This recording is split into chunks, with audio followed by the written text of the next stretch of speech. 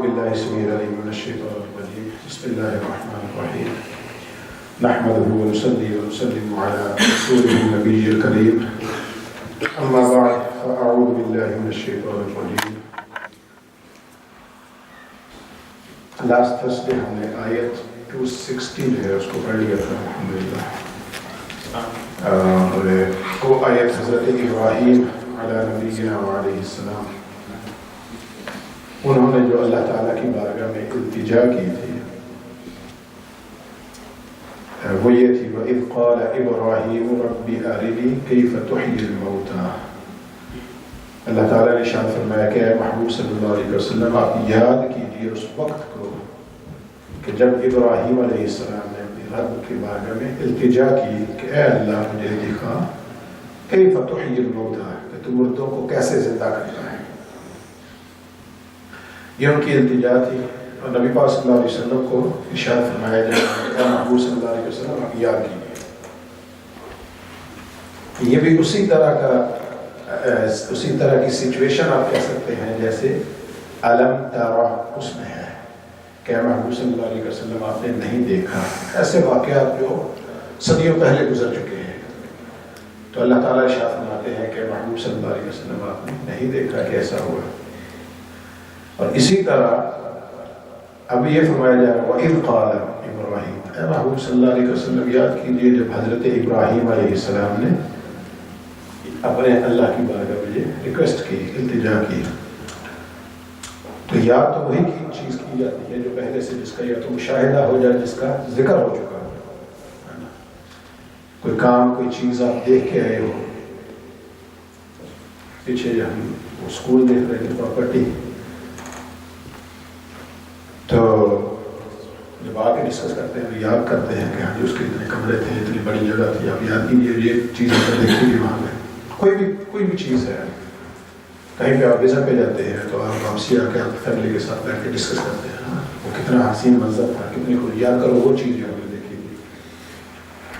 تو محبوب صلی اللہ علیہ وسلم کو اللہ تعالیٰ نے ارشاد فرمایا کہ محبوب صلی اللہ علیہ وسلم آپ یاد کیجیے جب ابراہیم علیہ السلام نے اللہ تعالیٰ کی بارگاہ میں یہ دعا کی گزارش کی التجا کی کہ اللہ ارنی کیف تحیی الموتى تو مجھے دکھا کہ مردوں کو کیسے زندہ فرماتا ہے. قال اولم تؤمن تو اللہ تعالیٰ کی بارگاہ سے جو جواب ارشاد ہوا یہ تھا اولم تؤمن کیا آپ کا ایمان نہیں ہے اس پر.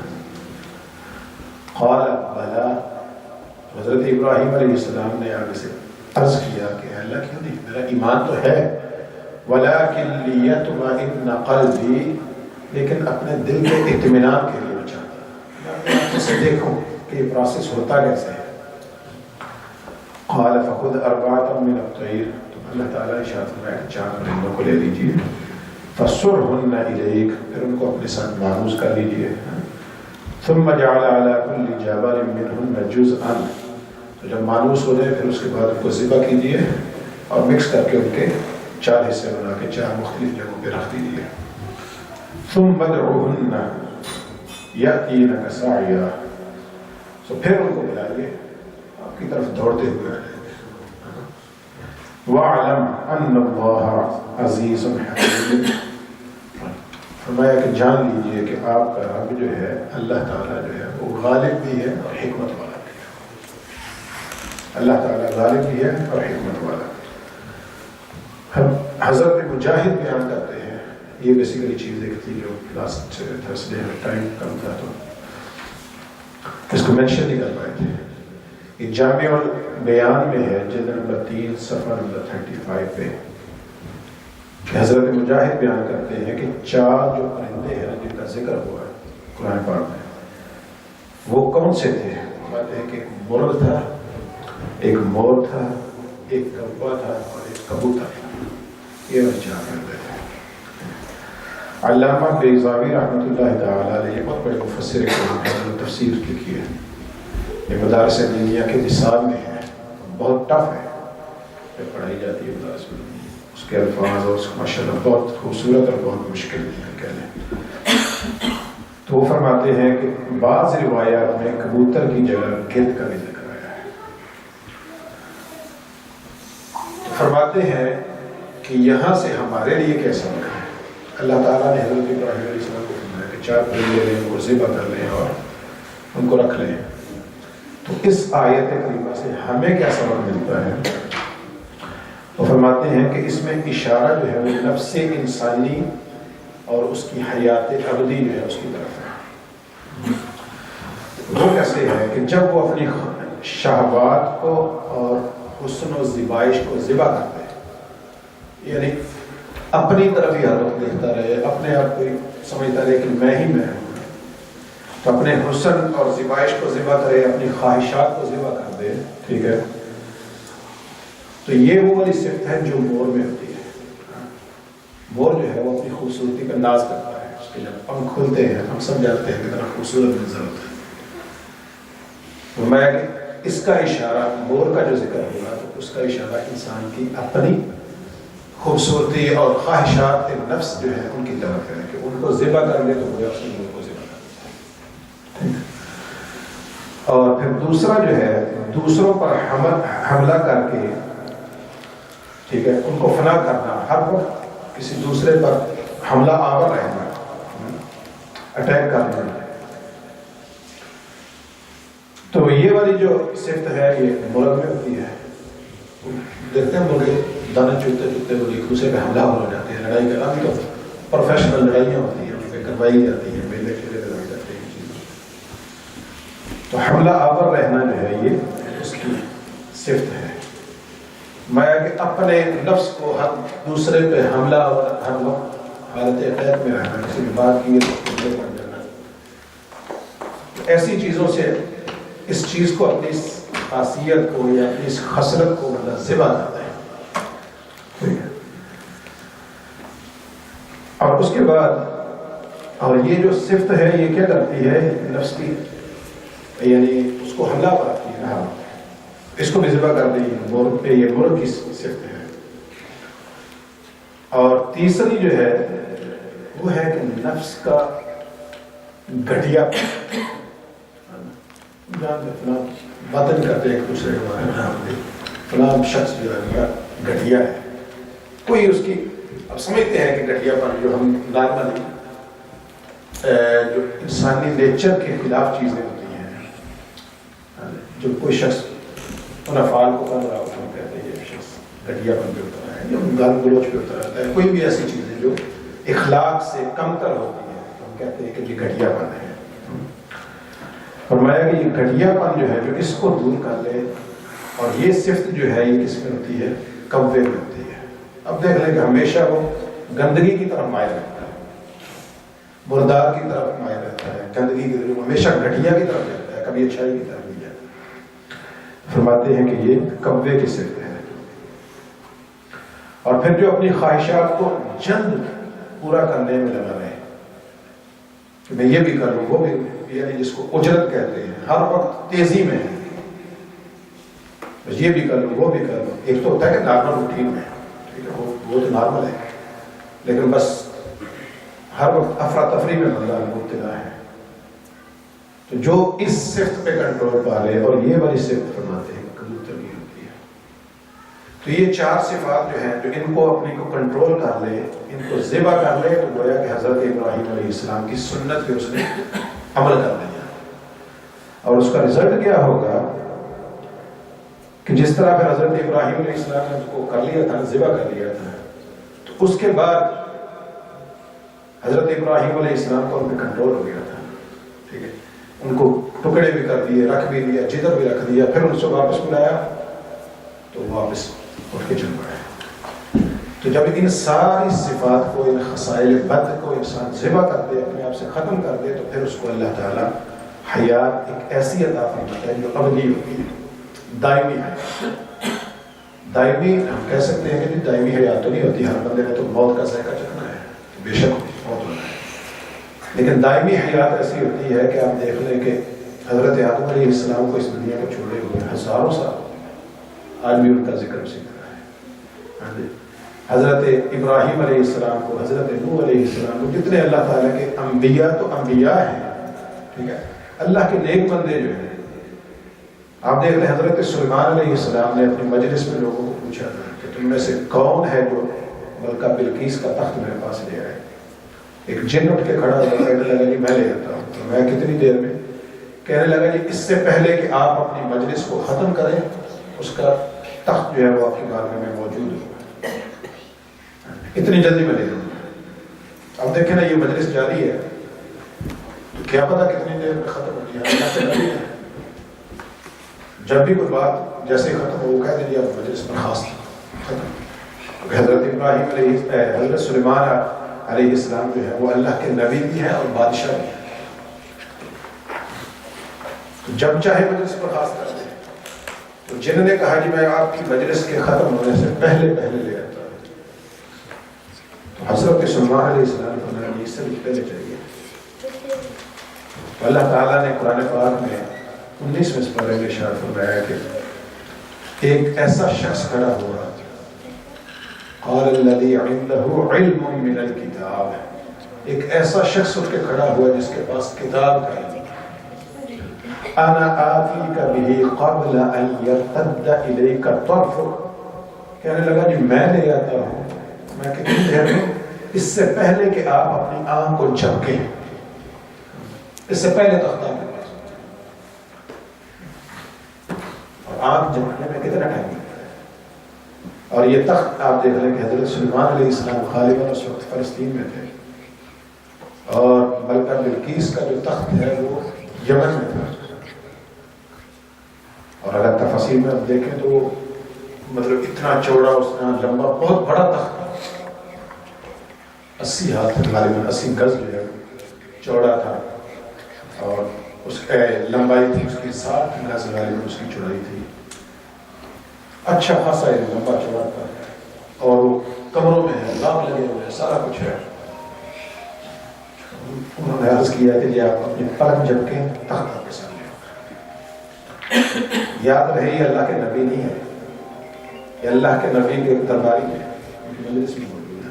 اور ہے کون؟ فرمایا انہ علم من الکتاب، وہ شخص ہے جس کے پاس کتاب ہے. اور وہ کتاب ظاہر قرآن پر نہیں تھی، اس وقت قرآن پر ابھی نازل بھی نہیں ہوتا.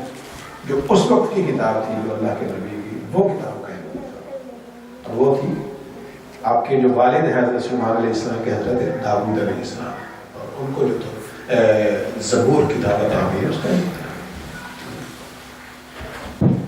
تو جس شخص کے پاس اللہ کی کتاب زبور کا علم ہو تو ایک پلک جھپکنے سے پہلے وہ تخت کو حاصل کر لے. اور یہ تب ہوتا ہے کہ جب انسان اپنے نفس کو مار کے سارا کچھ کر کے ایسے مقام پہ پہنچتا ہے. تو بتانے کا مقصد کیا ہے کہ حیات ابدی. اب حضرت سلیمان علیہ السلام کی مجلس میں کتنے ہی لوگ ہوں گے، سینکڑوں، ہزاروں، لاکھوں. آج ہم میں سے کس کو کون جانتا ہے؟ یہ اللہ کا بندہ ایسا ہے کہ جس کا نام آصف بن برخیہ بیان کیا جاتا ہے، اس کا نام ہے. تو یہ حیات ابدی ہے، دنیا سے جا چکے ہیں لیکن تا ابد وہ یاد ہے. یعنی حیات کا معنی کہ آپ کی یاد آپ پیچھے ہر بندے کی یاد ہے، اور کسی کو پتا ہے، آپ کا ذکر ہوتا ہے، نمازوں میں تلاوت ہوتی ہے اور پڑھا جاتا ہے، ممبروں پہ بیان دیا جاتا ہے، جلسوں میں، جلوسوں میں، اسٹیج پہ، مساجد میں، ہر جگہ. تو یہ حیات ابدی ہے. اور اسی طرح اس کے بعد آپ دیکھنا ہے ابھی آقا کریم صلی اللہ علیہ وسلم کی امت میں سے صحابہ کرام جنہوں نے اپنی خواہشات کو ذبح کر دیا اور اپنے آپ کو اللہ اس کے رسول کے لیے وقف کر دیا. ہر وقت حضرت ابوبکر صدیق، حضرت عمر فاروق، حضرت عثمان غنی، حضرت علی مرتضیٰ، اور یہ سارے جتنے صحابہ کرام، تابعین، تبع تابعین، اولیاء و صلحاء، ان کا ذکر کرتے ہیں. ابھی ہم علامہ بیضاوی رحمۃ اللہ علیہ کا ذکر کیا، اپنی خواہشات کو مار کے اللہ اور اس کے رسول کا پیغام کو پہنچانے کے لیے آگے کام کیا. حیات ابدی بات کرتے ہیں. تو یہ جو خصائل ہیں یا خصائل بدا پھر کو کہہ سکتے ہیں، بری خصلتیں، ان کو اگر مار کے بندہ اپنے آپ کو ان سے پاک کر لے تو وہ دائمی حیات پا جائے گا، اس کا قیامت تک کرنا چاہیے. اور اگر فرض کریں آپ کا ذکر باقی نہ بھی رہے، کم سے کم آپ کی آخرت تو سمجھ گئی. اتنی بری خصلتیں اگر آپ کی زندگی سے نکل جائیں، آپ کی زندگی تو نور علی نور. تو یہ چیز کی ایک ایسی کہ یہ لاسٹ تھرسڈے کو ٹائم کی کمی کی وجہ سے ہماری مس ہوئی تھی. تو یہ حضرت ابراہیم علیہ السلام کا معجزہ بھی ہے اور ان کے ذریعے سے بیسیکلی اللہ تعالیٰ نے حیات بعد موت کا مشاہدہ بھی کروایا ان کو. اس سے پہلے جو ہم نے پڑھا تھا حضرت عزیر علیہ السلام کو بھی. اب اس کے بعد جو ہے اگلی آیت مبارکہ اللہ تعالیٰ نے ارشاد فرمایا اعوذ باللہ من الشیطان الرجیم مثل الذین ينفقون اموالهم فی سبیل اللہ. ان لوگوں کی مثال جو اپنے مال کو اللہ کی راہ میں خرچ کرتے ہیں کمثل حبۃ اس دانے کی طرح ہے ایک بیج کی طرح ہے انبتت سبع سنابل کہ جس نے 7 خوشے اگائے یا نکالے فی کل سنبلۃ مئۃ حبۃ اور پھر اس میں سے ہر ایک خوشے میں 100 دانہ. واللہ یضاعف لمن یشاء اور اللہ تعالیٰ جس کے لیے چاہے اس سے بھی ڈبل فرما دیتا ہے دگنا فرما دیتا ہے. واللہ واسع علیم بے شک اللہ تعالیٰ واسع بھی ہے وسعت والا بھی ہے اور علم والا بھی ہے. اب آپ دیکھیں گے اللہ تعالیٰ نے شاید فرمایا کہ جو شخص اللہ کی راہ میں خرچ کرتا ہے اس کی مثال ایگزیکٹلی اس دانے کی طرح ہے کہ ایک دانہ ایک کسان نے زمین میں ڈالا وہ وہاں سے اگا اس میں سے 7 خوشے نکلے. یہ گندم ہم میں سے زیادہ نے دیکھ رکھی ہے. 7 خوشے نکلے بالیاں بھی انداز کہتے ہیں اس کو. تو وہ پھر ان میں سے ہر ایک میں 100 دانہ ہوگا. تو اللہ تعالیٰ یہ بیان فرما رہے ہیں کہ ایک ڈالا اور اس کی عوض میں 700 ملا. فرمایا کہ جو بندہ اللہ کی راہ میں خرچ کرتا ہے 1 روپیہ اللہ کی بارگاہ میں پیش کرتا ہے اللہ کے راستے میں تو گویا کہ وہ 700 تک اللہ تعالیٰ اس کو واپسی عطا فرما دیتا ہے. اور پھر اس کے بعد یہ فرمایا کہ 700 کوئی ایسی لمٹ نہیں ہے جو یہاں پہ جا کے ختم ہو جائے گی کہیں جی اس سے زیادہ نہیں مل سکتا. واللہ یضاعف لمن یشاء اللہ تعالیٰ جس کے لیے چاہے اس سے بھی ڈبل ٹرپل اس سے جتنا چاہے بڑھا لے. واللہ واسع علیم اللہ تعالیٰ وسعت والا بھی ہے اور علم والا بھی ہے. الذین ينفقون اموالهم فی سبیل اللہ. اب ایک بات تو ہو گئی کہ اللہ کی راہ میں خرچ کرنا اور دوسری بات یہ ہے کہ الذین ينفقون اموالهم فی سبیل اللہ فرمایا کہ وہ لوگ جو اللہ کے راستے میں خرچ کرتے ہیں ٹھیک ہے ثم لا يتبعون ما انفقوا منا ولا اذى پھر اس کے بعد وہ اس کی اتباع نہیں کرتے یعنی اس کو جتاتے نہیں ہیں اس کا احسان ہی جتلاتے. منن احسان جتلانا اور ولا ادا اور نہ ہی کسی باتوں میں کسی وجہ سے ان کو تکلیف دیتے ہیں. مثال کے طور پہ آپ کسی کو دے دیا اللہ کی راہ میں دے دیا ویسے دے دیا تو اب کیا ہے کہ اس کو پھر بعد میں احسان جتاتے ہیں. آپ کو یاد ہے آپ کو فلاں وقت بڑی مشکل میں تھے اس وقت میں نے آپ کو کر دیا تو گویا کہ آپ نے اس کو ضائع کیا باتوں میں آپ نے اس کو تکلیف دی اذیت دی اس کو تو نہ اس کو احسان جتلائے اور نہ ہی کسی وجہ سے اس کو تکلیف دے. اگر اللہ تعالیٰ ایسے بھی لوگ ہوں گے الذین ينفقون اموالهم فی سبیل اللہ ثم لا یتبعون ما انفقوا منا ولا اذى کیسے لوگ جو اللہ کے راستے میں خرچ کریں اور پھر اس کے بعد ان کو نہ تو اذیت دیں نہ ان پر احسان جتائیں. لَهُمْ أَجْرُهُمْ عِنْدَ رَبِّهِمْ. اب پہلے تو ذکر کر دیا کہ جو اللہ کی راہ میں خرچ کرتے ہیں 700 تک بھی پا سکتے ہیں اس سے دگنا بھی پا سکتے ہیں یضاعف لمن یشاء اس سے ڈبل بھی پا سکتے ہیں.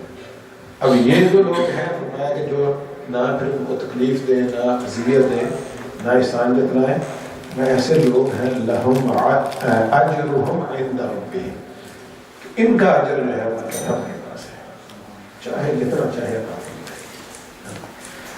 ولا خوف علیہم ولا هم یحزنون نہ ہی ان پر کوئی خوف ہوگا اور نہ ہی وہ غمگین ہوں گے. ہر قسم کے ڈر اور خوف سے اللہ تعالیٰ ان کو محفوظ فرما دے گا. قول معروف ومغفرۃ، میں اچھی بات کرنا، ومغفرۃ اور درگزر کر دینا، خیر من صدقۃ یتبعها اذی، یہ اس صدقے سے بہتر ہے کہ جو دے کے اس کے بعد پھر اس کو تکلیف دی جائے، دے کے اس کو جتایا جائے، دے کے اس کو باتیں کی جائیں، باتیں سنائی جائیں، ایک کو دے کے جا کے 10 بندوں میں اناؤنس کیا جائے کہ فلاں کی میں نے بڑی ہیلپ کر دی ہے، تو بڑا مجبور تھا بیچارہ، مر گیا تھا، میں نہ کرتا تو ختم ہو جائے، تکلیف دے۔ تو فرمایا کہ اچھی بات کرنا اور درگزر کر دینا یہ اس سے بہتر ہے کہ آپ اس کو دے کے پھر بعد میں جتلا کے اس کو تکلیف دیتے رہے۔ واللہ غنی حلیم، اللہ تعالیٰ بڑا بے نیاز ہے، بہت بردبار ہے، بہت حلم والا ہے۔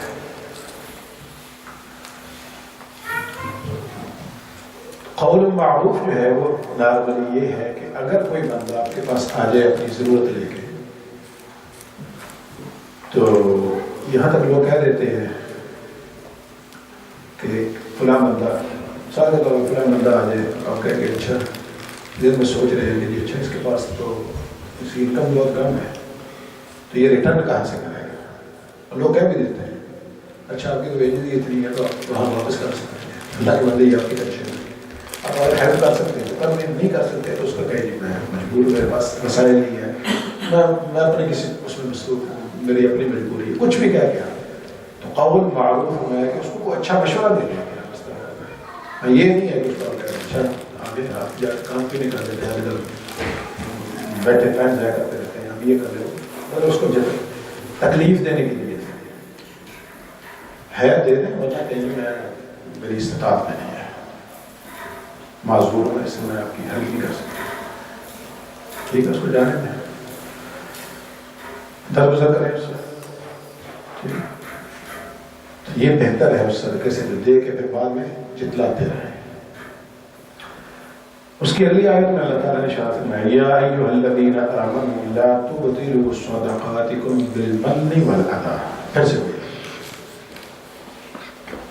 فرمایا کہ اے ایمان والو اپنے صدقوں کو ضائع نہ کر دو احسان جتلا کر اور تکلیف دے کے۔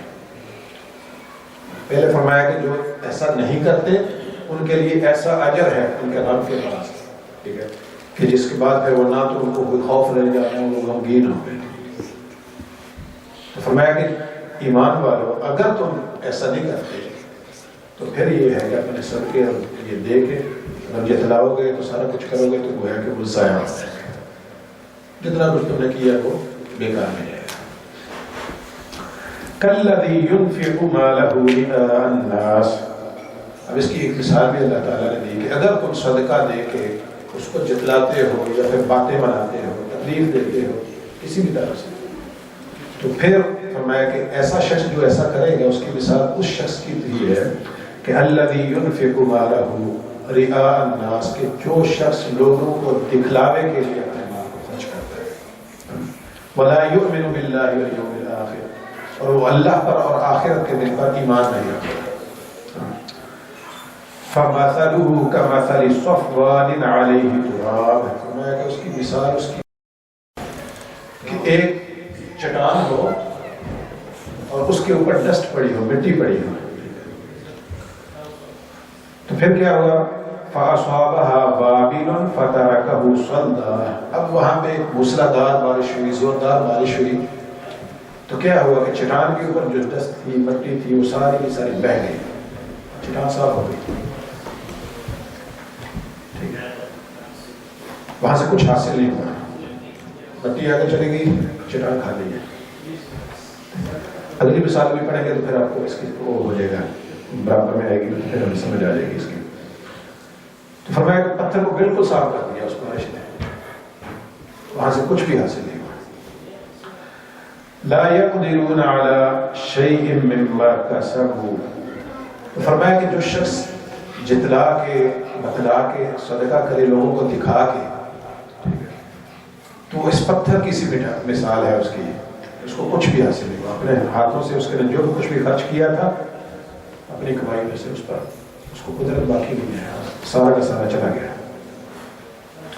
واللہ لا یہدی القوم الکافرین، فرمایا کہ جو کافر قوم ہے اللہ تعالیٰ کو ہدایت عطا نہیں فرماتا۔ اب اگلی مثال پڑھیں گے پیچھے میں، بلکہ دو آئیں گی تو اس کے بعد یہ سب مل کے سمجھ جائے گا۔ فرمایا وَمَثَلُ الَّذِينَ يُنْفِقُونَ أَمْوَالَهُمْ، فرمایا کہ دوسرا گروہ یا طبقہ یا لوگ وہ ہیں، پہلا یہ تھا کہ جو لوگوں کو دکھاوے کے لیے خرچ کرے، اس کی مثال بیان ہوگی۔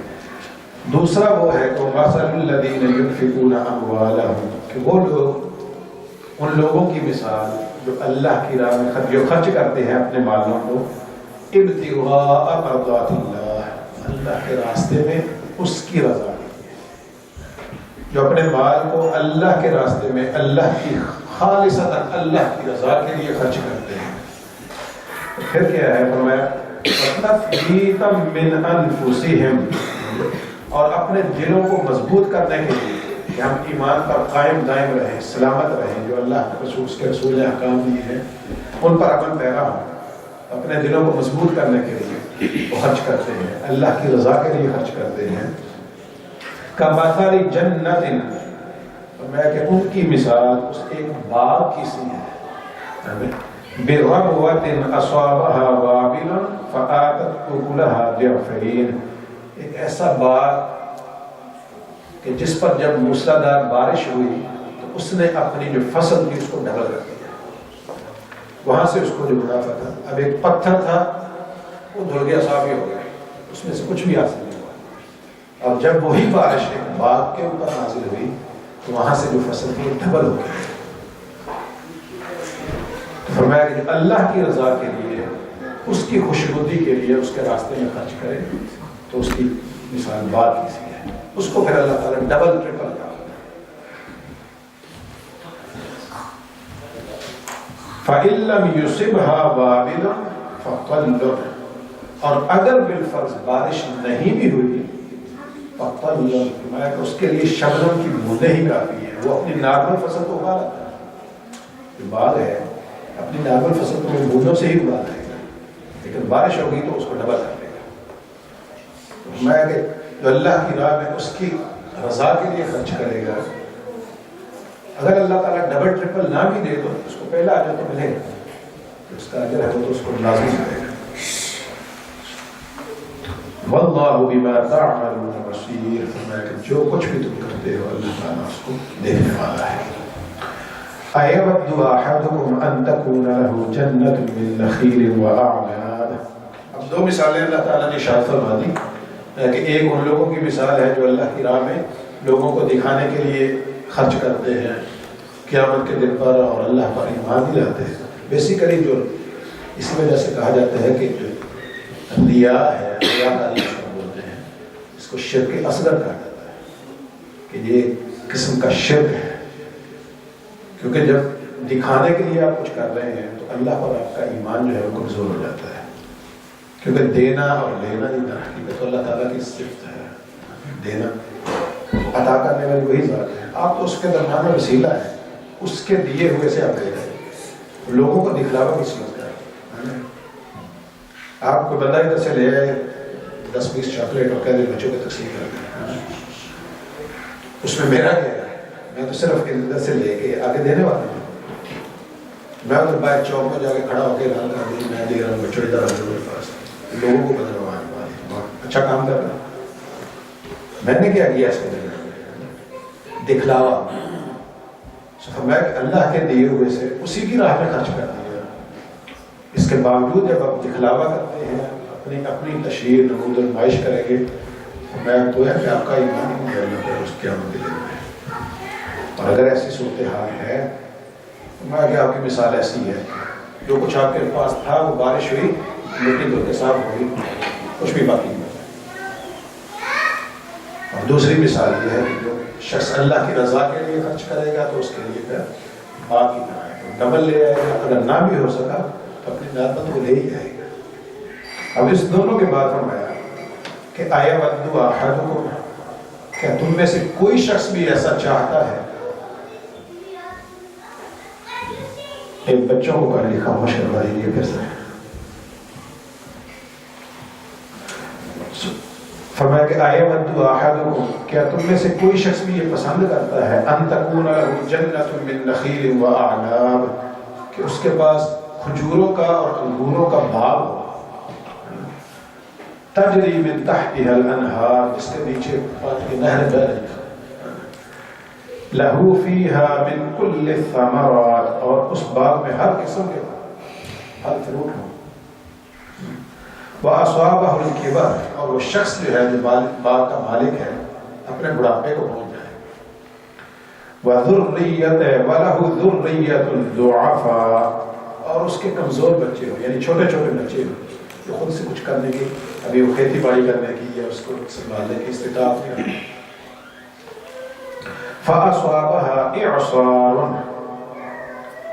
فِيهِ نَارٌ فَاحْتَرَقَتْ، کہ اب اس باغ میں ایک ایسا بگولا آئے جس میں آگ شامل ہے، اور وہ بگولا جو ہے سارے باغ کو جلا کے راکھ کر، بندے کے پاس باغ تھا، ہر قسم کے پھل فروٹ اس میں موجود تھے، اس میں نہریں بہ رہی تھی، پانی اپنے بڑھاپے کو پہنچ گیا،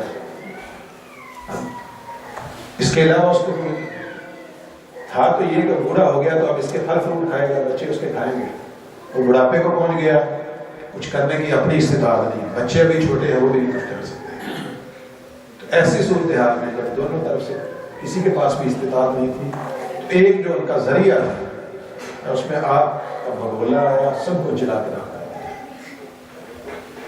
کوئی امید نہیں۔ اللہ تعالیٰ نے تم میں سے کچھ چاہتا ہے کہ ایسا، کیا ہم میں سے کچھ چاہے گا؟ کبھی نہیں چاہے گا۔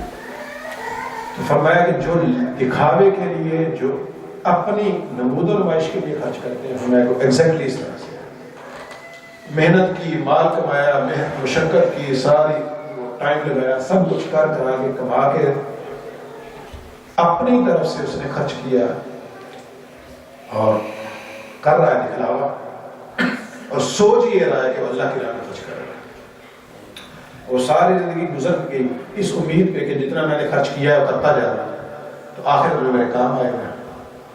اب کیا ہوا کہ اس دنیا سے آنکھیں بند ہوئی، نامہ اعمال کلوز ہو گیا، اب پیچھے سے آنے کی کوئی امید باقی نہیں، راستہ بند ہو گیا۔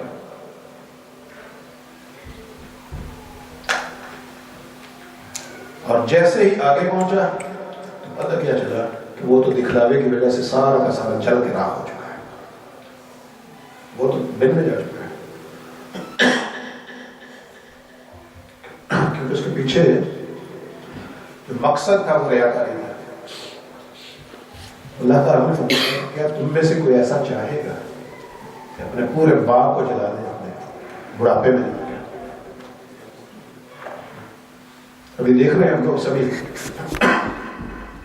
یو ایس اے میں جو لگی ہوئی آگ، کتنے لوگ ہوں گے جو بڑھاپے میں ہو گئے، آپ کو دیکھنا لاکھوں ڈالرز کی پراپرٹیز بنا کے اسکول سے بیٹھے، اور بندہ سوچتا ہے کہ میرا ہے، میرا میں تو بیٹھا رہا ہے، اب میں ایک ہفتہ شاید ہو گیا اور وہ سارا کچھ جل کے راہ ہو گیا۔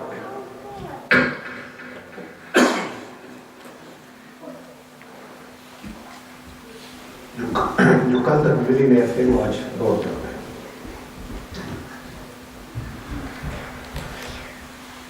اور جو کہہ رہے تھے کہ سارے کے سارے فلسطینیوں کو جلا دو، مار دو، ہم نے دیکھا ہوگا یہاں ان کا بہت بڑا ایکٹر تھا، اس نے ٹرینڈ پہ وہ کر رہا تھا کل دیم آل، سبھی فلسطینیوں کو مار دو۔ اپنا وہ گھر اس کا جل گیا، اس میں تو ٹی وی پہ بیٹھ کے رو رہا تھا پھوٹ پھوٹ کے۔ اللہ تعالیٰ مالک ہے، کہاں سے کیا کرو گے؟ جب آپ کے پاس کچھ ہے تو وہ اسی کا نہیں، کب اس نے واپس لینا کو بنا ہے، تکبر کس چیز کا ہے، کمزور پہ ظلم کس بات کا، اور اس کی حمایت میں آپ ظالم کے ساتھ کیسے کھڑے ہو کہ آپ کا گھر اچھا ہے، آپ کی انکم اچھی ہے، آپ کے پاس سیونگ اچھی ہے، اور جب ان سب کو کہہ رہے کہ ان سب کو مار دو، آپ خود کیوں ہوتے ہیں؟ اللہ تو وہی ہے، بے نیاز ہے، جب چاہے جو چاہے کر دے۔ فرمایا کہ تم میں سے کون ہے جو ایسا چاہے کہ اپنے بڑھاپے میں جائے اور ساری زندگی کی جمع پونجی جو ہے جل کے راکھ ہو جائے. فرمایا یہ مثال اسی طرح ہے کہ ساری زندگی خرچ کرتا رہے اس امید پہ کہ اس کا مجھے اجر اور ثواب ملے گا، اور چونکہ نیت پیچھے دکھلا ہوا تھی تو وہ تو سارے کا سارا ساتھ ساتھ ضائع ہوتا گیا. جب آخرت میں پہنچا تو اس کے پاس کچھ بھی نہیں ہے، نہ ہی ٹائم ہے اور وقت ہے کہ وہ کچھ اور لے آئے. زندگی تو ختم ہو چکی ہے. اللہ تعالیٰ نے فرمایا كَذَلِكَ يُبَيِّنُ اللَّهُ لَكُمُ الْآيَاتِ، اس طرح اللہ تعالیٰ اپنی آیات کو واضح کر کے بیان فرماتا ہے. لَعَلَّكُمْ تَتَفَكَّرُونَ، تاکہ تم غور و فکر کر سکو. ایسی مثالیں اللہ تعالیٰ بیان فرماتا ہے، ایسی چیزیں اللہ تعالیٰ بیان فرماتا ہے تاکہ تم سوچو، غور و فکر کرو اور اپنی اصلاح کر سکو. اب یہ والی جو آیات ہیں، ان آیات مبارکہ سے پہلے جو ابھی ہم نے حضرت ابراہیم علیہ السلام کا جو واقعہ تھا اس کو ریوائز کیا، اس سے پہلے حضرت عزیر علیہ السلام کا واقعہ جو 100 سال تک اللہ تعالیٰ نے ان پہ بہت توڑی کر دی، ان کا واقعہ ہم نے پڑھا.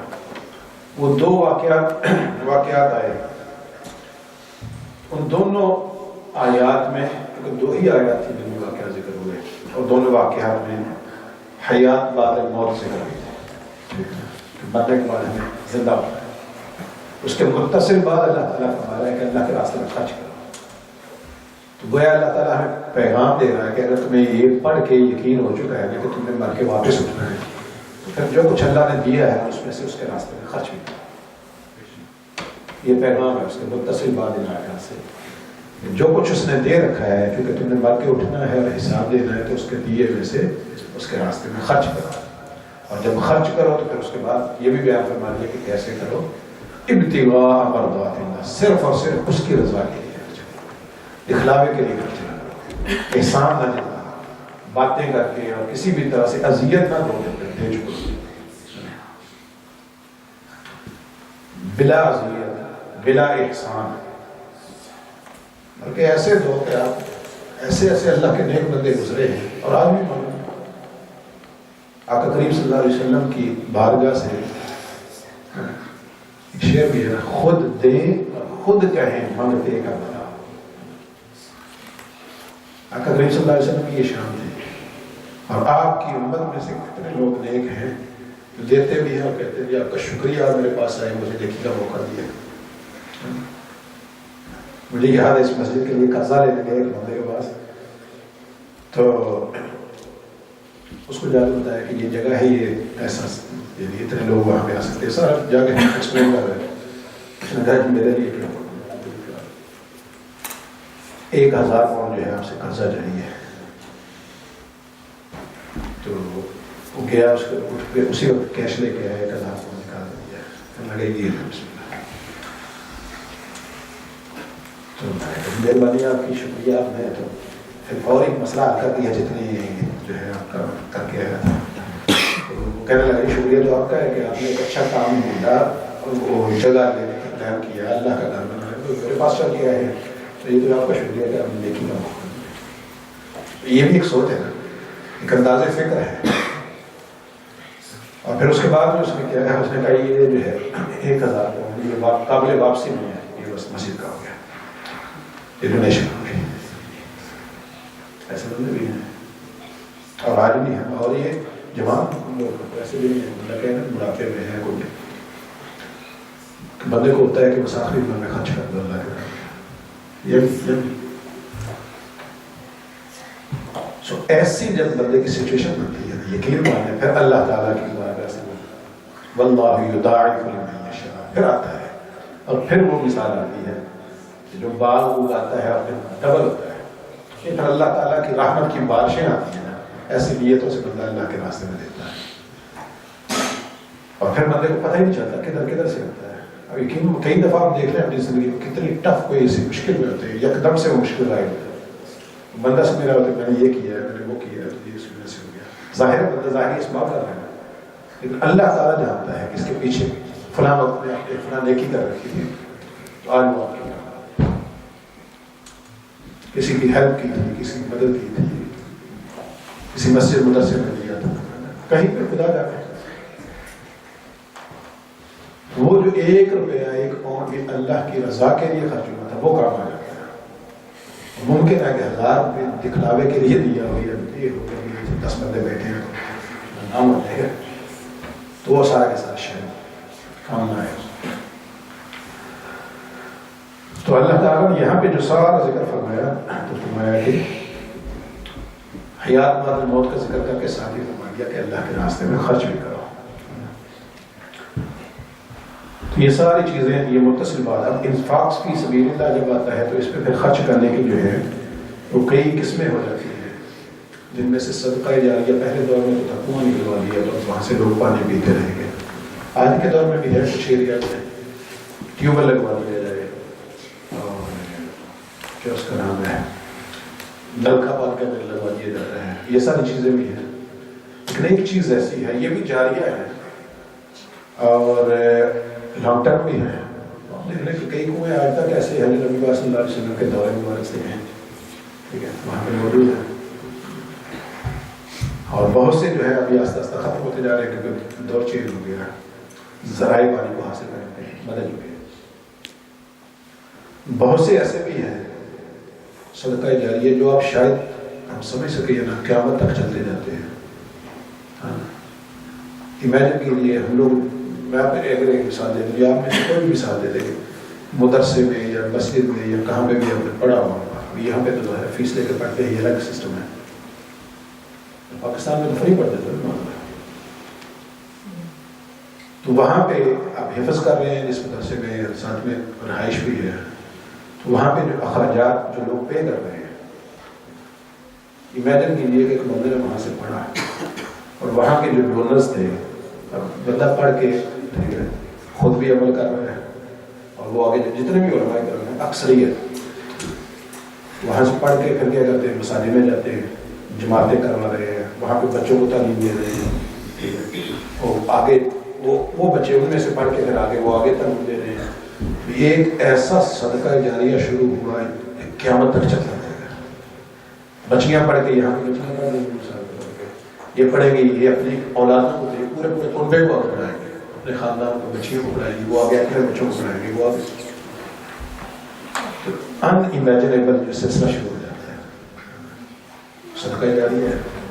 اور خدا جانے قیامت تک کیسے آگے سے آگے، وہ پھر یہ ہے کہ آج ایک بندہ پڑھا رہا ہے، کل وہ آگے 10 کو پڑھا رہا ہے، وہ آگے 10 جو ہے وہ آگے 10 کو پڑھائیں گے، وہ آگے آج کل جو فراڈ ہوتا ہے دنیا کے لحاظ سے وہ فراڈ ہوتا ہے، ایک بندہ لے جائے، آپ آگے سے 10 لے جائیں، آپ ادھر سے 20 لے جائیں تو آپ کو اتنا ملے گا، تو لالچ دیا جاتا ہے دنیا کی طرف پہ۔ یہ اللہ تعالیٰ کی بات ایسی ہے، یہ ڈیفینیٹلی اس کا آؤٹ کم ہے، بشرط نیت ہونے، فراڈ نہیں ہے اس میں، یہ ایک ایسی انویسٹمنٹ ہے جس میں فراڈ نہیں ہے۔ کوئی بھی ایک بچہ، ایک بندہ، ایک بچی آپ کی وجہ سے پڑھ گئی، آگے پڑھے گی، پڑھائے گی، اپنی اولاد کو پڑھائے گی، وہ آگے اولادوں کو پڑھائے گی، خدا نے کب تک یہ سلسلہ چلتا جائے اور یہ آپ کے لیے صدقہ جاریہ ہوتا ہے۔ یہاں پہ انہوں نے کچھ جو ہے وہ مینشن کی ہے انفاق فی سبیل اللہ کے مصارف، متیں بہت سارے ہیں، جن میں سے ایک یہ ہے کہ علم دین کی نشر و اشاعت کرنا، اس میں حصہ لینا۔ اب دین کی تبلیغ آپ دیکھیں کہ حضرت عثمان غنی رضی اللہ تعالیٰ عنہ، حضرت عبد الرحمن بن عوف رضی اللہ تعالیٰ عنہ، یہ ایسے صحابہ کرام تھے، حضرت ابوبکر صدیق رضی اللہ تعالیٰ عنہ، حضرت خدیجہ الکبریٰ رضی اللہ تعالیٰ عنہ، چند ایک معروف نام، دیگر متعدد صحابہ جو بڑے بڑے بزنس مین تھے۔ حضرت عبد الرحمن بن عوف رضی اللہ عنہ جب مکہ سے مدینہ ہجرت کی تو آقا کریم صلی اللہ علیہ وسلم نے سبھی کو بھائی بھائی بنا دیا، تو آپ کو جس کا بھائی بنایا ان سے پوچھا کہ یہاں کی منڈی کدھر ہے، آپ ادھر جا کے خرید و فروخت، کچھ بھی نہیں ہے، وہیں سے لے کے آگے بیچنا شروع کیا، شام کو اپنے گھر میں آئے۔ بیسیکلی ذہن ہوتا ہے، ہر بندے کو اللہ تعالیٰ نے مختلف ذہن دیا، لیکن بزنس مین کا ذہن وہاں سے آگے چلنا شروع ہوا۔ کسی کی جو اپنے بھائی جن کا بنایا گیا تھا وہ تو اس لیے بنایا گیا تھا آپ کو اس میں گھر میں رہنا ہے، ابھی تو کچھ بھی نہیں ہے، تاکہ ہیلپ ہو جائے شروع میں، تو آہستہ آہستہ اپنے آپ کو سیٹ ہوتا ہے، شروع سے اپنے آپ کو سیٹ ہونا شروع کیا۔ تو وہاں سے انہوں نے جو انویسٹ کیا، ٹھیک ہے، دین کے اشاعت کے لیے، وہ دین آگے چلا تابعین تک پہنچا، تابعین نے جو اس پہ حصہ لیا، اس پہ انویسٹ کیا، تو وہ تبع تابعین تک پہنچا، تو وہاں سے چلتے چلتے آپ دیکھ 1450 سال بعد ہی ہمارے پاس دین اصل حالت رہا۔ تو جو آج ہم میں سے کوئی بھی پڑھ رہا ہے، کوئی سن رہا ہے، کوئی پڑھا رہا ہے، کوئی اس پر عمل کرے گا، تو اس سب کا ثواب کیا ہم تک رہے گا؟ پہلے ہم عمل کریں گے تو ہمیں ثواب ملے گا، پھر جنہوں نے ہمیں پڑھایا ان کو ثواب ملے گا، پھر آگے جنہوں نے جن سے انہوں نے پڑھا تھا ان کو ثواب ملے گا، پھر جنہوں نے ان سے پڑھا تھا ان کو ثواب۔ تو ایک ایسی چین ہے جو چلتی ہے۔ آقا کریم صلی اللہ علیہ وسلم فرمایا کہ تب تک راضی نہیں ہوگا محشر والے دن جب تک میرا آخری امتی، اللہ تعالیٰ نے فرمایا وَلَسَوْفَ يُعْطِيكَ رَبُّكَ فَتَرْضَىٰ، اے محبوب صلی اللہ علیہ وسلم آپ کو اللہ تعالیٰ اتنا دے گا کہ آپ راضی ہو جائیں گے۔ تو نبی پاک صلی اللہ علیہ وسلم نے فرمایا کہ تب تک میں راضی نہیں ہوگا جب تک میرا آخری امتی جنت میں نہیں، جس کے دل میں ایک ذرہ رائی کے دانے کے برابر ایمان ہوگا وہ بھی جنت میں چلا جائے گا۔ اس میں سے بہت سی چیزیں یہ ہیں، جتنے ہم گناہ کرتے ہیں اس دنیا میں، یقین مانے ہر کوئی ہم میں سے، ہم اپنے اپنے حالات بہتر جانتے ہیں، اپنے ہم گرمان میں جانتے ہیں، تو ساری زندگی ہمارے سامنے آ جاتی ہے فلم کی طرح، کیا کیا زندگی میں ہم نے کھلواڑ کر رکھے ہیں، وہ آسمانوں کی بلندیوں تک پہنچے اور ہم پریشان بھی نہیں ہوتے اس میں۔ لیکن یہ ایسی خدا جانے ایسی کوئی چھوٹی موٹی چیزیں، کوئی زندگی میں 1 روپیہ کہ اللہ کی راہ میں وہ آگے چل رہا ہے، وہ اس کا حاصل کر جائے، وہ خدا جانے یہ ساری چیزیں جمع ہو کے تو وہاں پہ جا کے ہماری بخشش کا ذریعہ ایسے بنے گی، تو وہاں پہ ہم اللہ تعالیٰ کی رحمت سے انشاءاللہ بخشے جائیں گے۔ تو دین کی اشاعت میں جو حصہ لینا ہے، یہ بیسیکلی ایک one of the big cause ہے کہ جس میں آپ خرچ کرتے ہیں جبکہ وہ ایک لانگ ٹرم چل رہا ہے۔ اب دیکھیں یہاں پہ آپ دیکھیں کہ جن دوستوں نے یہاں پہ ڈونیشن دیے ہیں، اس میں حصہ لیا ہے، یقین مانے کہ ادھر ہو کے بیٹھے ہو نا، تو ایک بندہ آ کے نماز سب سے زیادہ بندہ اس کا اکیلا آگے نماز پڑھ رہا ہے، اس کو پتہ ہی نہیں ہے مسجد کوئی نہیں ہے، تو ایسا ایک عجیب سکون ملتا ہے کہ بھائی اللہ کے بارے میں سجدہ ریت ہے، اور یہ آپ سب کے اس کی وجہ سے، تو اس کا جو سجدہ ہے ایک اکیلے بڑا، ہم کو پتہ بھی نہیں ہوتا کہ لوگ آپ کے پاس سے نہ کھولا اور سجدہ اللہ کے بارے میں سجدہ ریت چلے جاتے ہیں۔ آپ سو رہے ہیں، آپ اپنے کام پہ ہیں، اپنی جاب پہ ہیں، اور ادھر سے آپ کو مسلسل ایک کہہ لیں تو بلوٹوتھ کے ذریعے آپ کو ریوارڈ مل رہا ہے، نہ جانتے ہوئے بھی آپ کو مل جاتا ہے۔ تو یہ ہے اصل میں صدقہ جاریہ ہے۔ اب ہم جانتے ہیں بتا جائیں پازیٹیو سائڈ یہ ہے ان آیات میں، اور نیگیٹو بھی یہ ہے کہ اگر اللہ کی رضا کے لیے نہ ہوا، دکھلاوے کے لیے ہوا، تو وہی وبال بن جائے گا، اور وبال بھی اسی طرح معاذ اللہ گناہ جاریہ بن جائے گا۔ کوئی بھی برا کام، کسی پہ ظلم کر دیا اور وہ آپ کے ظلم کی وجہ سے اس کی لائف تباہ ہو گئی، جتنے دیکھنا فلسطین میں اتنے لوگوں کو مار، ان کی لائف تباہ ہو گئی، ان کی نسلیں جو ہے وہ کیا ان کو بڑی دعائیں دیں گی آگے ان کی نسلیں، تو یہ معاذ اللہ وہ سارا ایک گناہ جاریہ ہو گیا۔ تو دین کی نشر و اشاعت جو ہے یہ one of the big cause ہے جس کے لیے صدقہ جاریہ ہوا ہے، وہ آگے پھر چلتا رہتا ہے۔ دینی مدارس بنانا ایک ون آف دا مینشن کیا ہے یہاں پہ، جو مصارف ہیں، مساجد کو تعمیر کرنا ہے۔ بعض اوقات ہم سمجھتے ہیں کہ ہر گلی میں مسجد بن گئی ہے، ہر محلے میں مسجد بن گئی ہے، یہ تو پتہ نہیں مولویوں نے اپنے بزنس بنا لیا ہے۔ اللہ کے بندے ہر گلی میں، ہر مسجد میں یہ دین کی مضبوطی کا اور دین کے میسج کا ذریعہ بنتا ہے، ہم یہ نہیں سمجھتے۔ اب ہم دیکھ لینا، ہم میں سے جب تک یہ مسجد نہیں تھی کتنے لوگ تھے ہم جمعہ پڑھنے کے لیے کون سی مسجد سینٹرل پاس میں جاتے ہوتے ہیں، یہ جو یہاں سے قریب کچھ میں حاجی قرآن کی طرف جاتے تھے، سینٹر اکثر یہ سینٹرل مسجد میں جاتے ہیں، کوئی کسی اور مسجد میں جاتا ہوگا۔ جب سے یہ بنی ہوئی ہے تو آپ اس کو چھوڑ کے آگے گزر کے جاتے ہیں، اسپیشلی ہر جمعے پہ ادھر جائے گا کیونکہ آپ کو قریب آ رہی ہے، ایک سہولت ملی ہے۔ تو جیسے جیسے سہولت ملتی جائے گی لوگوں کے لیے آسانی ہو جائے گی۔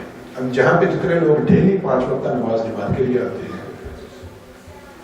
اگر یہ مسجد یہاں فرق کر لینا تو وہ 5 وقت کا نماز پڑھنے کے لیے سینٹرل مسجد میں ڈیلی جائیں گے، تو سہولت تو ہوئی نا، فائدہ ہو رہا ہے۔ تبھی ہوتا ہے کہ جب ہم انفاق فی سبیل اللہ کرتے ہیں اور اس کا مصرف میں ہے، ون آف دا مصرف میں مساجد کو تعمیر کرنا۔ بچے آ کے پڑھ کے جاتے ہیں، بچے آ کے ایون مسجد میں آ کے بچے کھیل کے چلے گئے تب بھی آپ اس میں مسجد میں تو آ گئے، اتنا ٹائم مسجد میں ہے، اللہ کے گھر میں ان کی ایک اٹیچمنٹ بڑھ گئی ہے مسجد کے ساتھ، ایک تعلق ہے۔ کل بڑے ہوں گے سمجھ جائیں گے، کھیلنا بند کر کے پڑھنا پڑھانا شروع کر دیں گے، تب بھی صدقہ جاریہ ہے۔ لائبریری قائم کرنا ہے، یہ بھی صدقہ جاریہ ہے، وہاں پہ بکس ہوں گی، لوگ آگے پڑھیں گے، اس کو ان کے پہ عمل کریں گے، فائدہ ہوگا۔ سرائے بنانا، اب تو یہ ختم ہو چکا ہے، پہلی بار ہوتا تھا سرائے بنانا، یہ تو لوگ مسافر ہیں، ٹھہر جائیں آرام کریں، گھر آگے چلتے ہیں۔ محتاج خانے بنانا، آرفن ہاؤسنگ جو بنائے جاتے ہیں، وہاں پہ مال خرچ کرنا، وہ جو بچے وہاں پہ پڑھ کے نکلیں گے وہاں پہ ان کی اچھی ہوتی تربیت ہے۔ بعض اوقات معاذ اللہ ایسا بھی ہوتا ہے کہ یہ بنا بھی جاتے ہیں اور ایسے لوگ وہاں پہ جو ذمہ دار ہوتے ہیں وہ سمجھتے ہیں کہ یہ معاذ اللہ یہ بچیاں نہیں، یہ جانور ہیں، تو ظلم، کیونکہ ان کو پتہ یہ تو یتیم ہے، ان کو کون کچھ نہیں ہے، ان پہ ظلم ڈائے جاتے ہیں، زیادتیاں کی جاتی ہیں۔ اللہ نے ایسا نہ ہو، ایسے کام کرنا، یتیم خانے بنا دینا، ہاؤسنگ بنا دینا، لوگوں کی مدد کر دینا۔ مروجہ علوم کے لیے اسکولوں اور کالجوں کو گرانٹ دینا، یہ بھی صدقہ جاریہ ہے۔ اب ایسا نہیں آپ کسی اسکول کو گرانٹ دے دیں گے، یہ بھی صدقہ، وہاں پہ جو لوگ پڑھیں گے بھلے دنیاوی تعلیم پڑھیں، پہلے ان کی مستقبل کے لیے بہتر ہے، وہ آگے جا کے کیا کیا خدمات سب انجام دے سکتے، اس کی وجہ سے آپ اسلام کا نام روشن کر سکتے ہیں۔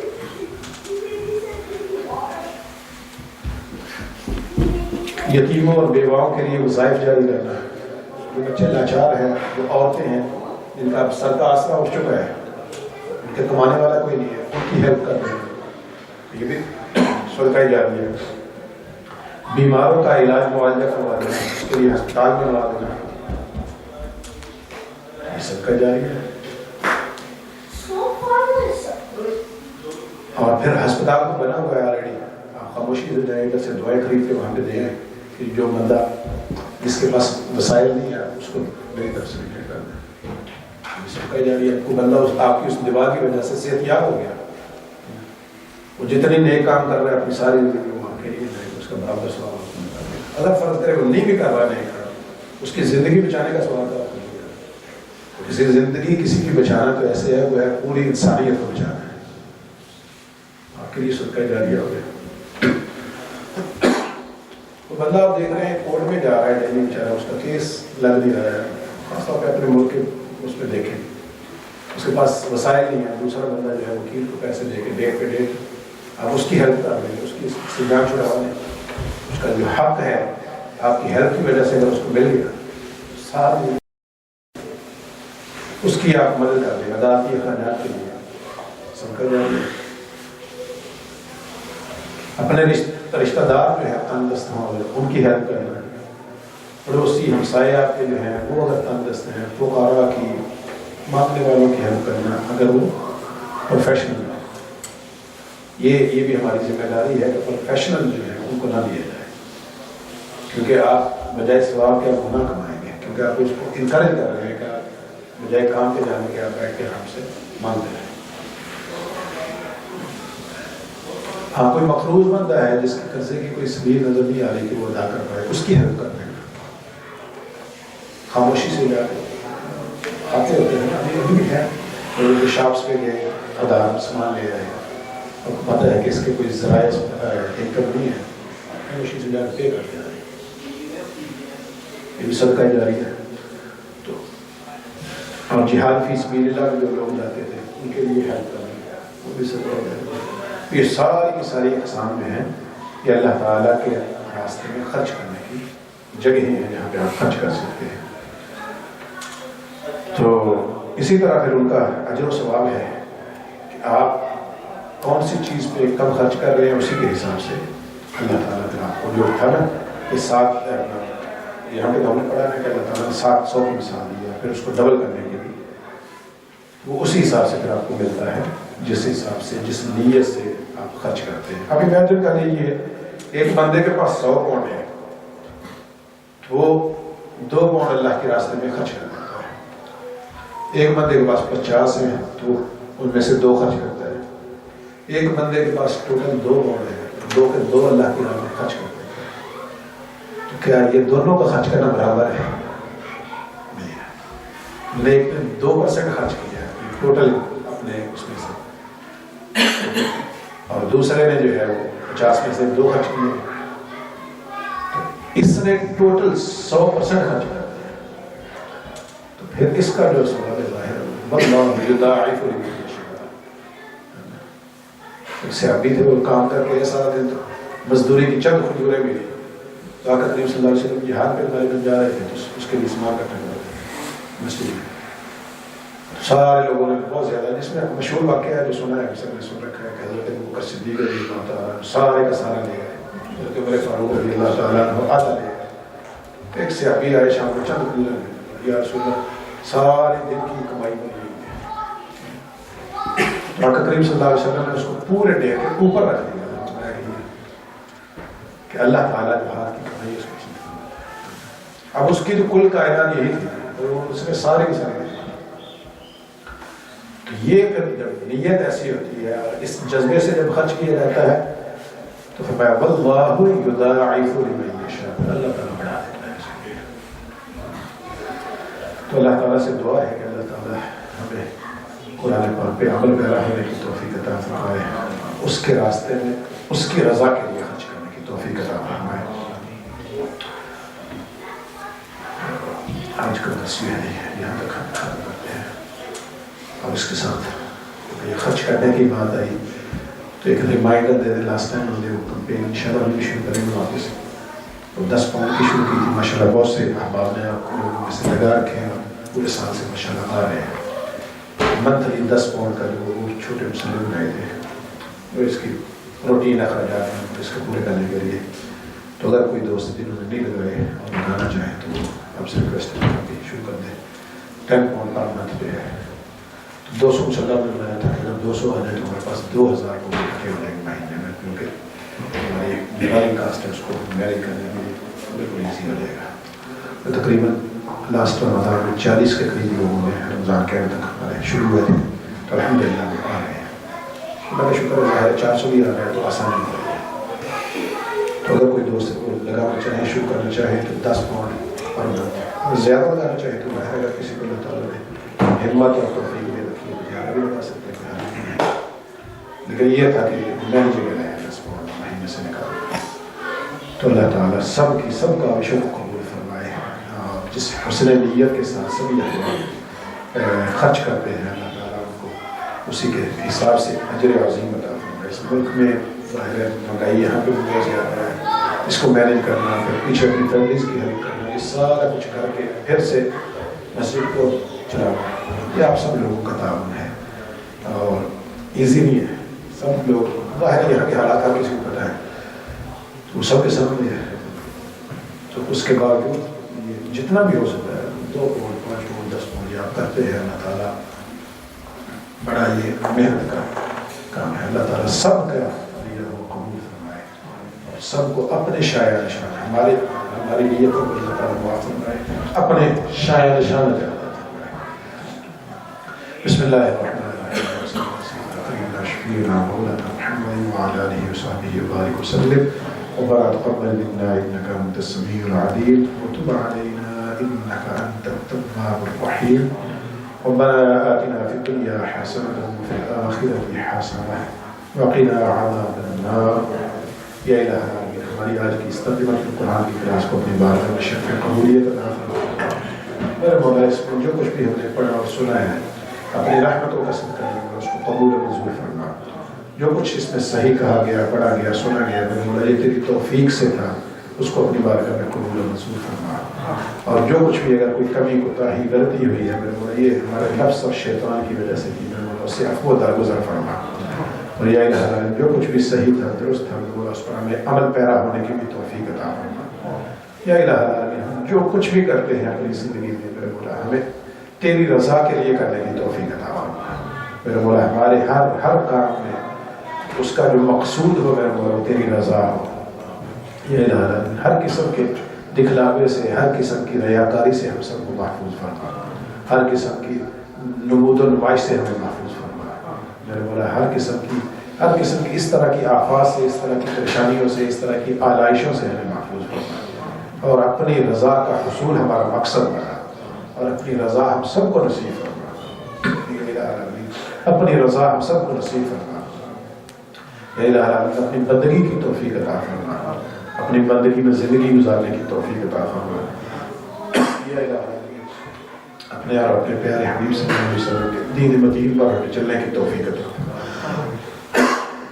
قرآن پاک پر عمل پیرا ہونے کی توفیق عطا فرما. اس کے ہر حکم پہ ہمیں عمل پیرا ہونے کی توفیق عطا فرما. یا الہ العالمین جتنے بھی حاضرین ہیں حاضرات ہیں سب کا ایک ایک لمحہ یہاں پہ بیٹھنا قبول فرما اور اس سب پر ان کو اپنے شایان شان اجر عطا فرما. بچے یہاں پہ موجود ہیں ان کا آنا قبول فرما. ان کا کھیلنا کودنا قبول فرما. میرے مولا ان کا ایک لمحہ نبھانا میں قبول فرما اور ان بچوں کو میرے مولا نیک اور صالح بنا.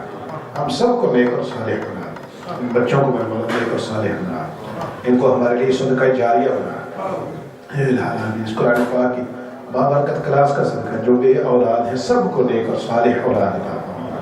سب کو نیک اور صالح اولاد عطا فرما. اور جن کو اولاد کی نعمت عطا فرمائی سب کے بچوں کو نیک اور صالح بنا. یا الہ العالمین جو قرض دار ہیں ان کو قرضے سے رہائی عطا فرما. جو تنگست ہیں ان کی تنگستی کو دور فرما. جو پریشان حال ہیں ان کی پریشانیوں کو دور فرما. یا الہ العالمین جو مقروض ہیں ان کو قرضے سے رہائی عطا فرما. جو ویزوں کی وجہ سے مشکلات کا شکار ہیں ان کی مشکلات کا حل فرما. جو میرے مولا جاب کی وجہ سے مشکلات کا شکار ہیں ان کو جاب کے اسباب پیدا فرما. یا الہ العالمین جو کسی بھی قسم کی مشکلات کا شکار ہیں ان کی مشکلات کو دور فرما. اور آج کی اس محفل کے کھانے کے لیے انتظام جو ہے ہمارے عظیم بھائی کی طرف سے کیا گیا ہے ان کی کاوش کو قبول فرما. ان کے رزق میں برکتیں عطا فرما. مال جان میں برکتیں عطا فرما. یا الہ العالمین گھر میں برکتیں عطا فرما. ہر قسم کی مشکلات سے محفوظ فرما. ہم سب کو ہر قسم کی پریشانیوں سے مشکلات سے محفوظ فرما. ہر قسم کی آفات و بلیات سے محفوظ فرما. اور اس آج کی کلاس کا سوال ہمارے عظیم بھائی کی والدہ مرحومہ کی روح کو پیش کرنے قبول و منظور فرما. ان کے درجات کو بلندیاں عطا فرما. ان کے قبر کو جنت الفردوس کے باغ بنا. ہم میں سے جتنے بھی حاضرین حاضرات ہیں سب کے اعزاء و اقارب میں سے والدین میں سے جو بھی اس دنیا سے جا چکے سب کی بخش و مغفرت فرما. سب کے درجات کو بلندیاں عطا فرما. یا الہ العالمین ہماری یہ دنیا بھی ہمارے لیے بہتر بنا. ہماری آخرت کو بھی ہمارے لیے بہتر بنا. اور ہمارے اس سینٹر کو آباد اور شاد فرما. اور اس کو آباد کرنے والوں کے گھروں کو آباد فرما.